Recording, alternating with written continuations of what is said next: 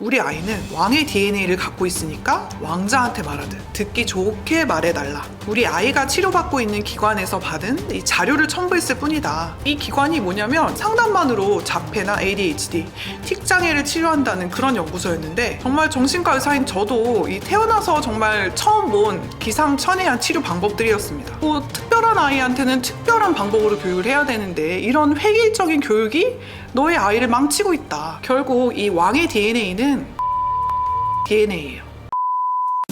안녕하세요. 마음을 밝히는 언니, 정신과 의사 유혜진입니다.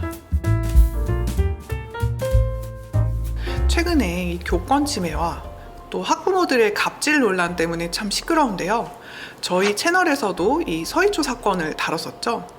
근데요, 또 얼마 전에는 이른바 왕의 DNA 사건으로 불리는 정말 황당한 사건이 있었습니다. 이 교육부에서 사무관으로 일하는 학부모가 자신의 지위를 내세워서 이 담임교사를 압박하고 아동학대로 신고해서 직위 해제까지 시켜버린 사건이죠. 이 문제 학부모는 발달이 느리고 또 학교 적응에 어려움을 겪고 있는 아이를 신경 써달라면서 이 담임 선생님한테 지침서에 가까운 이메일을 보냈는데요. 이 편지의 내용이 충격입니다. 우리 아이는 왕의 DNA를 갖고 있으니까 왕자한테 말하듯 듣기 좋게 말해달라. 이런 내용들이 정말 공분을 샀죠. 이 논란이 커지니까 이분이 사과문을 올렸는데, 이 왕의 DNA를 언급한 편지 내용은 내가 개인적으로 쓴 게 아니고 우리 아이가 치료받고 있는 기관에서 받은 이 자료를 첨부했을 뿐이다 라고 했는데요. 이 기관이 뭐냐면 약물 치료 없이 상담만으로 자폐나 ADHD, 틱장애를 치료한다는 그런 연구소였는데, 이 온라인 카페 회원이 5,000명이 넘더라고요. 이 카페 회원의 다수가 이 치료법을 그대로 받아들여서 실천을 하고 있는데요. 정말 정신과 의사인 저도 이 태어나서 정말 처음 본 기상천외한 치료 방법들이었습니다. 그 치료법의 내용이 의학적으로 신빙성이 있는지를 따지기 이전에 저는 그 연구소가 사용하는 워딩, 또 치료 방법들이 이 부모들의 나르시시즘을 좀 자극한다고 느꼈어요. 자기애적인 부분이죠.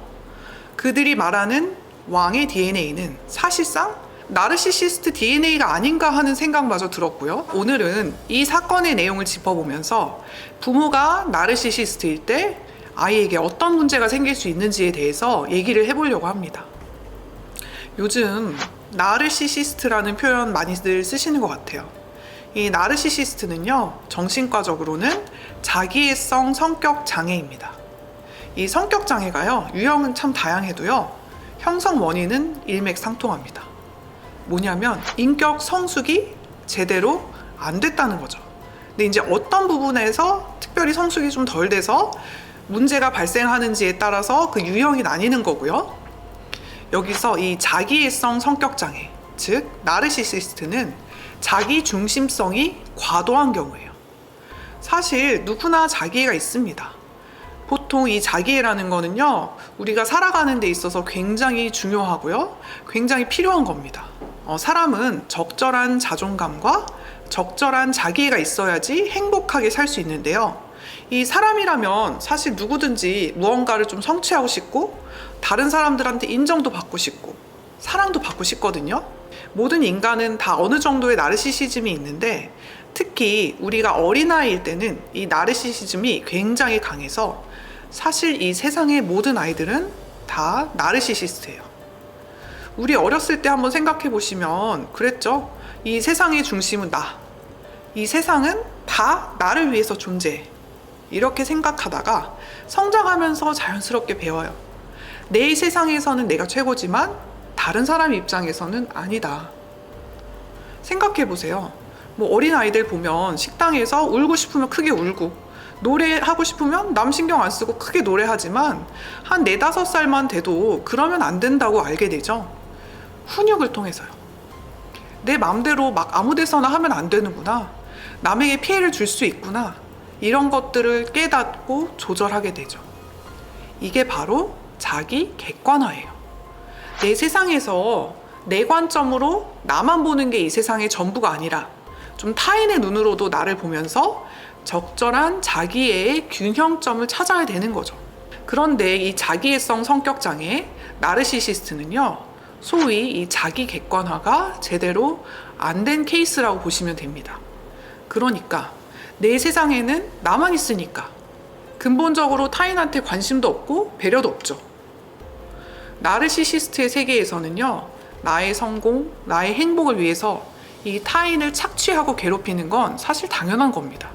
이 자기애성 성격장애 환자들은요, 자신들의 중요성에 대해서 이 과장된 생각을 가지고 있어요. 그래서 특권의식이 있고 타인에게 과도한 찬사나 칭찬을 요구하죠. 대단하시네요. 이거는 정말 아무도 못하는 건데, 이런 말들이 나르시시스트한테는 매일 먹어야 되는 밥 같은 거예요.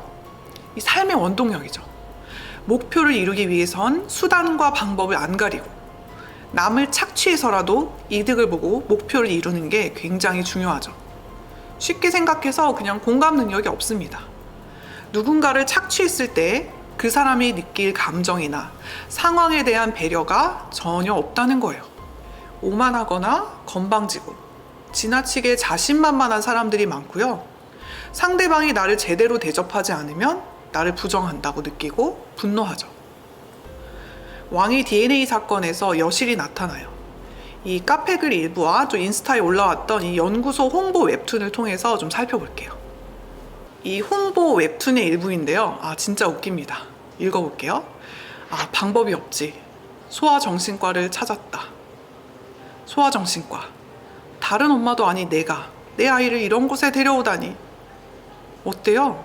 이 아이를 정신건강의학과에 데려간 일을 부모인 나의 자존감을 해치고 스크래치 내는 일로 받아들이는 것 같죠? 이 아이 문제 행동을 보면서도 왜 족보에도 없는 짓을 할까?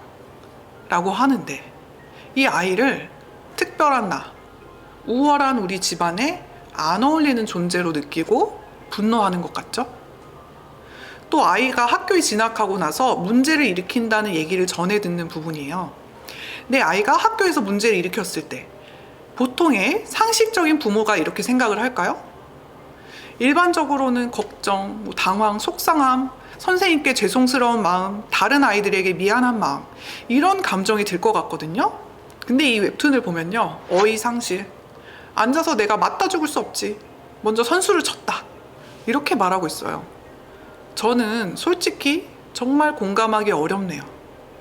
아이의 문제 때문에 지적받는 거를 나에 대한 공격으로만 느낀다고 보여요. 그러니까 어이가 없다, 내가 앉아서 당하고만 있을 수 없지, 이렇게 반응하는 거죠. 내 아이가 다른 아이나 담임선생님, 학교에 끼쳤을 이 피해, 난처한 상황에 대한 이해나 미안한 감정은 어디에서도 찾아볼 수가 없습니다. 이 나르시시스트의 전형적인 공감 부족이죠. 또 이 담임교사와 상담을 하러 가서는요, 말로만 죄송하다고 합니다. 그리고 속으로는 어떻게 생각하냐면, 내가 생전 처음 꼬리를 내렸다, 나이 어린 여선생 앞에서 라고 반응합니다. 자녀 때문에 찾아가서 사과를 하는 상황을 굴욕적으로만 느끼고 있어요. 감히 네가? 나를? 어린 여선생이? 너 몇 살이야? 그러니까 선생님에 대한 우월감과 또 어쩔 수 없이 고개를 숙일 수밖에 없는 자신에 대한 모멸감, 수치심이 동시에 관찰이 되죠. 이러던 부모가 나의 마음을 읽어주는 사람을 만납니다. 이 빨간 책 저자라고 표현되는데 이 연구소 소장님이라고 하네요. 이 빨간 책은 이분이 직접 쓰신 책이고요. 아니 이게 뭐 칼융의 레드북도 아니고 이 빨간 책은 도대체 뭡니까? 여러분 여기서 이 칼융의 레드북이라는 책도 한번 읽어보시면 좋습니다. 빨간 책 말고요. 이 제목은요, 세계적 천재들도 너만큼 산만했단다 랍니다. 이분이 아이 부모한테 이렇게 말해요. 로또 당첨입니다. 당신의 아이는 천재의 제목이에요. 어때요? 부모가 가장 듣고 싶었던 말 아닐까요? 내가 왕인데, 난 이렇게 특별한 사람인데 내 아이가 문제 있는 아이일 리는 없으니까.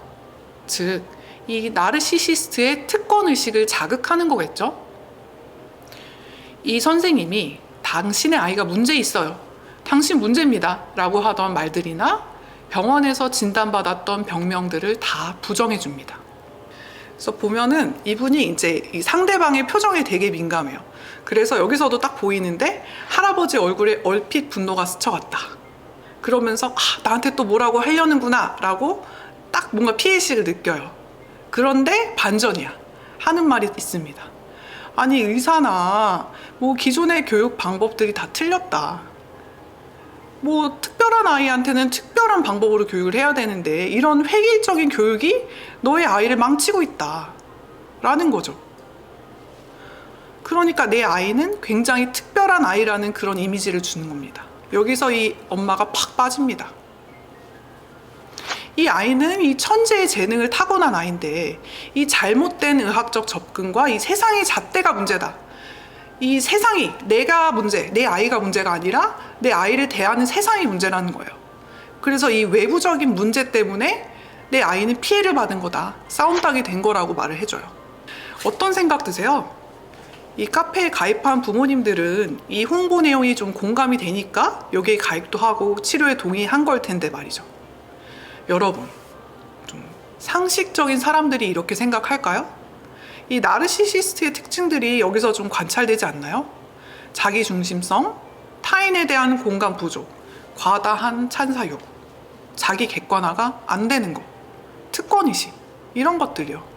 이 카페에서 제공하는 치료 지침의 일부인데요. 이 아이들을 극우 뇌인으로 분류해서 행동 특성을 설명하고 이 교육 지침을 주고 있어요. 이 내용을 보면 되게 웃겨요. 이 아이에게 모든 결정권을 줘라. 미성년자 개념은 왜 있는 걸까요, 여러분? 잔소리를 절대 하지 말아라. 네, 여기 있습니다, 공주님. 왕자님. 이렇게 반응하면서 왕을 모시듯 아이를 키우라고 합니다. 그래야 아이의 증상이 호전되고 천재성을 발휘할 거라고 하는데 이건 정말 잘못된 방법. 아이를 망치는 교육입니다. 사실 부모는요, 아이에게 optimal frustration, 즉 적절한 좌절을 경험시켜줘야 되는 사람이에요. 쉽게 설명하면 훈육이죠.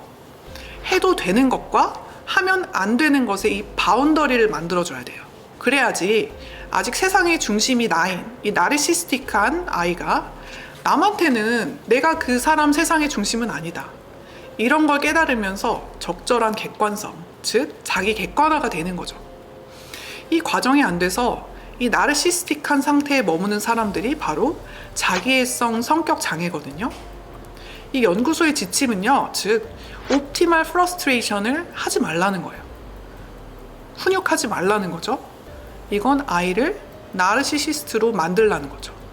근데 이 방법들이 옳다고 이 부모가 굳게 믿으니까 선생님한테 편지를 보내서 하지 마, 그만, 안 돼, 이런 제지하는 말은 절대 하지 말라고 요구를 할 수 있는 거죠. 이 주호민 씨도 아이를 제지하고 훈육하는 이 선생님에 대해서 이것은 정서적 아동학대다라고 고소까지 했잖아요. 결국 이 왕의 DNA는 나르시시스트 DNA예요.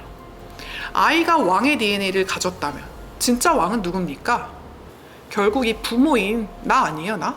자기 자신 아닙니까? 이런 사고방식을 가졌으니까 심지어 사과문에서도 이 문제의식을 못하고 유체이탈합법입니다. 이건 내 생각이 아니고 왕의 DNA 치료 지침이다. 아니, 이게 본인 생각이 아니면 그런 지침을 왜 교사한테 전달을 한 거예요? 말이 안 되는 소리죠? 이렇게 회피적이고 모든 책임을 타인에게 전가하려는 이런 태도가 더 다른 학부모님들, 또 선생님들의 공분을 산 거 아닐까요? 이 나르시시스트의 부모의 형태는 크게 두 가지예요. 첫 번째는 자녀와 나를 한 덩어리로 생각하는 케이스. 이 경우는요, 제일 큰 문제가 이 자녀의 결점, 약점을 인정을 못해요. 예를 들어서 부모인 나는 서울대 나오고 최고 스펙만 밟은 최고로 성공한 케이스인데 내 자식은 그것보다 못하다. 그러면 이게 정당한 방법이 아니더라도 불법, 꼼수를 써서라도 어떻게든 아이를 부모인 내 격에 맞는 이런 학교를 입학시키기 위해서 무리수를 둘 수도 있는 거죠. 나와 한 몸인 이 내 자식이 최고가 아니라는 거를 스스로 인정을 못하니까. 이 주호민 씨도 자녀 문제에 대해서 정당하게 지적하고 훈육을 한 교사를 앞에서는 고맙습니다 하고 뒤에서 고발을 했죠. 그래서 문제가 됐습니다. 이 내 자식을 공격하는 거에 대해서 나에 대한 공격으로 받아들이기 때문에 이 분노가 커지고 결과적으로는 다른 분들의 자녀까지 공격을 하고 권리를 침해하게 되는 거예요. 이 주호민 씨와 이 왕의 DNA 학부모의 공통점은요, 이 사과문이나 이 추후 대처가 더 공분을 샀다는 거거든요. 이 정도면 그분들은 사실은 좀 타인들이 어떤 포인트에서 화가 나는지 그런 거에 대해서 근본적으로 이해를 못하고 계신 거라고 봐야겠죠. 그리고 이 나르시시스트 부모의 두 번째 유형은요, 자녀를 방임하거나 학대하는 케이스예요. 사실 이제 병원에서 환자분들 보다 보면요, 이 두 번째 케이스가 많습니다. 첫 번째는 병원에 안 오거든요. 왜냐하면 내가 문제라고 생각을 안 하니까. 그래서 이런 두 번째 유형의 부모는 이 자기 중심성이 너무 커서 아이한테 줘야 될 충분한 관심과 사랑을 못 줘요. 그러니까 아이를 관찰해주고 아이의 사랑스러운 점을 바라봐주고 정말 꼭 껴안아주고 대화도 나눠줘야 되는데, 이런 것들을 좀 정신과적으로는 미러링이라고 합니다. 이 미러링은요, 부모가 아이한테 적절한 반응을 해주는 걸 말해요. 예를 들면 아이가 아기일 때 아기가 똥을 싸면 부모가 웃으면서 아이고 우리 아기가 건강한 똥을 쌌네, 황금 똥을 쌌어, 잘했어, 이렇게 칭찬하면서 막 박수 쳐주고 반응해주죠. 그리고 뭐 학교 갔다 오면 아 오늘 밥은 잘 먹었어? 소화는 잘 돼? 반찬은 맛있었어? 이렇게 좀 일상적인 대화를 나누면서 부모님이 자신을 관찰해주고 자신의 필요에 대해서 적절하게 대응을 해주는 이런 건강한 관계를 경험하면서 아이는 사실 나는 귀한 존재, 사랑받는 존재구나, 우리 엄마 아빠가 나를 사랑하고 존중해주고 있구나 하는 이런 자신에 대한 긍정적인 느낌을 아이들이 키워나갈 수가 있거든요. 이런 미러링이 제대로 안 되면, 즉 방임하고 과도한 체벌 이런 것들이 또 반복되면요, 아이가 건강하게 성장을 못해요. 더 중요한 건요, 부모의 미러링은 아이의 성장과 상황에 따라서 좀 달라져야 된다는 거예요. 예를 들면 아이가 더 컸어요. 이제는 초등학생이에요. 그런데 길을 가다가 똥을 쌌어요. 그러면 그때 아기 때처럼 아이고 우리 아기 건강한 똥을 쌌네, 아 좋아해야 돼요? 아니죠. 이러지 않잖아요. 길에서도 이렇게 하면 안 돼, 따끔하게 알려주죠. 이런 미러링을 통해서 아이는 부모는 나를 굉장히 사랑하고 모든 걸 허용하기도 하지만 때론 나를 비난하거나 혼낼 수도 있는 그런 존재라는 걸 알게 되고요. 외부의 비난, 나쁜 시선들을 적절하게 소화하고 견딜 수 있는 능력을 갖게 됩니다. 즉, 타인의 시선으로 나를 보게 되는 거고요. 이게 자기 객관화의 과정이에요. 이렇게 되면서 인격이 균형 있게 성장을 해야 되는 거죠. 그런데요, 나르시시스트 부모가 아이를 방임하거나 학대하면 이런 과정이 없죠. 늘 아이는 자신에 대한 적절한 감각을 가지기가 어렵고 타인의 비난에 대응하는 힘이 엄청나게 떨어집니다.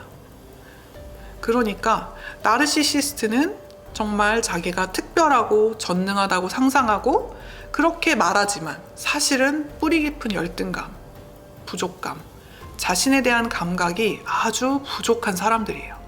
이렇게 자기 도취적인 태도를 보이는 것도요, 자기가 비판에 너무 취약하니까 스스로를 보호하려는 이런 방어기제의 일종인 거고요. 그래서 이 첫 번째 유형의 부모 밑에서는 나의 목적을 위해서 타인을 착취하고 타인의 기회를 뺏는 걸 당연하게 여기는, 그러니까 엄청 민폐만 끼치고 죄책감은 전혀 없는 소위 전형적인 나르시시스트 아이가 자라기 쉽죠. 그런데 이 두 번째 유형의 부모 밑에서는 오히려 자존감이 떨어지고 타인의 비판을 못 받아들이고 오히려 과도하게 자기 탓만 하고 또 공감을 못 받아서 늘 우울한 감정을 느끼는 그런 나르시시스트 아이가 자라기가 쉽죠. 이 나르시시스트 부모들이 흔히 하는 말이 뭐냐면 나는 친구 같은 부모예요 라는 말을 많이 해요. 여러분 이런 말 많이 들어보셨죠? 이렇게 되고 싶죠? 좋은 말 같죠? 아닙니다. 여러분, 부모는 원래 이러면 안 돼요. 부모는 아이의 친구가 아닙니다. 이 훈육을 통해서 아이에게 건강한 바운더리를 만들어주고 정말 훌륭한 성인으로 자라나게 도와주는 것이, 가르치는 것이 부모의 역할이에요. 그런데 이 나르시시스트 부모들은 자신에 대한 감각이 약하니까 아이한테 어떤 행동을 해줘야 될지 이 자기 확신감이 떨어지는 거예요. 그러니까 아이를 혼내면서 소위 이 나쁜 부모의 역할을 감당하는 게 고통스럽습니다. 그러니까 아이 훈육할 때 엄마 미워, 엄마 죽어 이런 얘기 들어보신 분들 많이 있으시죠? 저도 들었습니다. 그래서 애를 혼내는데 엄마는 악마야! 이러더라고요. 이런 말 들을 때 기분 어떠세요? 하루 종일 속상하죠? 내가 애를 잘못 키웠나? 내가 진짜 나쁜 부모인가? 싶기도 하고요. 그렇지만요, 이 소위 나쁜 부모의 역할을 담담하게, 이 악역도 기꺼이 감당하는 게 건강하고 올바른 부모가 마땅히 가져야 될 태도예요. 어떤 사람이든지 100% 착하기만 한 사람은 없습니다. 모든 인간은 그 안에 선한 속성과 악한 속성, 즉 이 양면성을 가지고 있는데요. 한 사람 안에 그 두 가지 양면성이 존재한다는 걸 아이가 부모와의 관계를 통해서 경험하게 되는 거고요. 그래서 엄마는, 아빠는 나를 사랑하지만 동시에 나를 혼낼 수도 있고 벌줄 수도 있는 사람. 우리 엄마 아빠의 훈육, 비판이 때로는 나에게 필요할 수도 있는 부분인 것을 자라나면서 아이가 점차 무의식적으로 깨닫게 되는 거죠. 그런데요, 이 나르시시스트 부모는 이 나쁜 엄마, 나쁜 아빠가 되는 건 죽기보다 싫은 거예요. 이 아이의 비난과 적의를 못 견디는 거죠. 결국 이것도 아이의 올바른 성장보다 내 감정이 먼저인 거죠. 그러다가 이 감정이 쌓여서 엉뚱한 데서 감정적으로 팍 터져버리면 우리 아이들은 더 혼란스러워지고 인격이 성숙할 수 있는 기회를 잃게 돼요. 이 optimal frustration, 이 적절한 좌절, 이 단어가 좀 말이 센 것 같고 부정적인 느낌을 주지만 이건 인격의 성숙에 있어서 굉장히 필요한 겁니다. 어떤 누구도 살면서 이 좌절을 겪지 않고 사는 사람 없죠. 우리 다 알죠? 이 세상 모든 일이 다 내 맘대로 되지 않는다는 거. 그리고 그걸 담담하게 받아들이는 게 어른이 되는 과정이고요. 그 시작점에서 부모가 해줘야 될 역할이 굉장히 많은 거예요. 오늘은 이 왕의 DNA 사건을 통해서 나르시시스트 부모가 될 때 아이에게 어떤 문제가 생길 수 있는지 얘기를 해봤어요.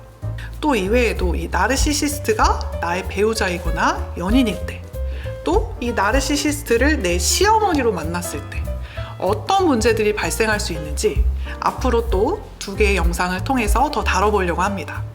다음 영상도 기대 많이 해주세요. 오늘 영상이 도움이 되셨다면 구독, 좋아요, 알림 설정 부탁드릴게요. 밝히는 언니와 함께 마음의 불을 밝혀봐요. 감사합니다.